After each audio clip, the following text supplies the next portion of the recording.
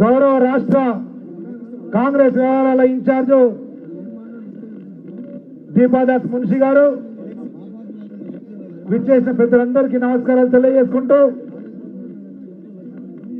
దాదాపు 10.5 సంవత్సరాల భారతీయ జనతా పార్టీ పరిపాలనలో పదుల సంఖ్యలో ఈడీ ఆఫీసు ముందు ధర్నాలు చేసే దుష్టకర దౌర్భాగ్య పరిస్థితి వస్తుందని ఎవరు కూడా అనుకోలే.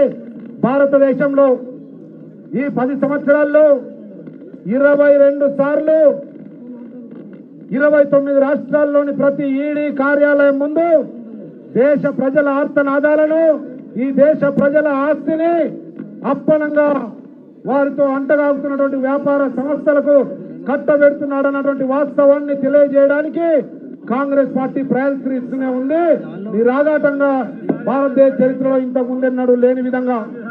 కానీ దురదృష్టం, దౌర్భాగ్యం, భారతదేశ ప్రజల ఆస్తిని, భారతదేశ ప్రజల చెమట రక్తంతో నిర్మించినటువంటి జాతీయ సంపదను వారి అణువు వ్యాపార సహచరుడు అనేటువంటి అదానికి పెట్టడంలో భాగంగా వారి షేర్లను సెబీలో పెంచుతూ, ఆ సెబీ చైర్మన్ అయినటువంటి ఇంతకుముందు పెద్దలు చెప్పినట్లు మాధవి గారి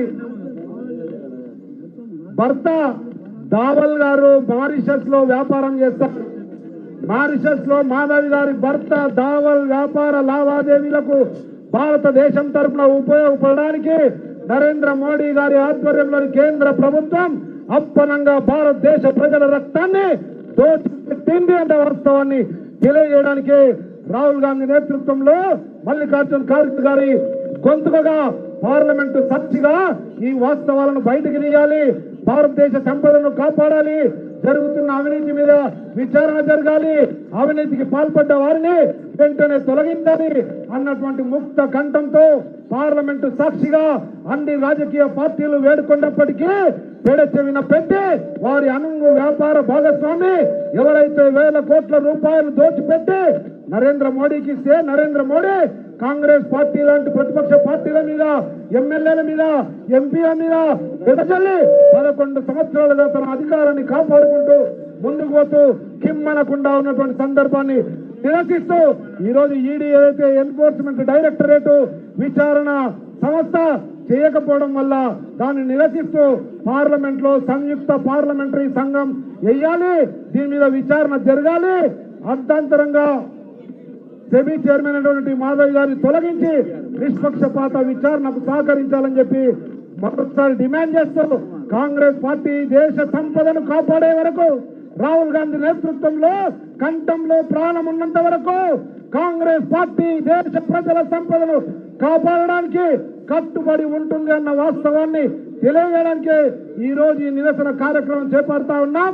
భారతీయ జనతా పార్టీ ఖబర్దార్, రాబోయే రోజుల్లో ప్రతిపక్ష నాయకుడిగా రాహుల్ గాంధీ గారి నేతృత్వంలో మీ అన్ని ఆగడాలను బయట పెడతాం.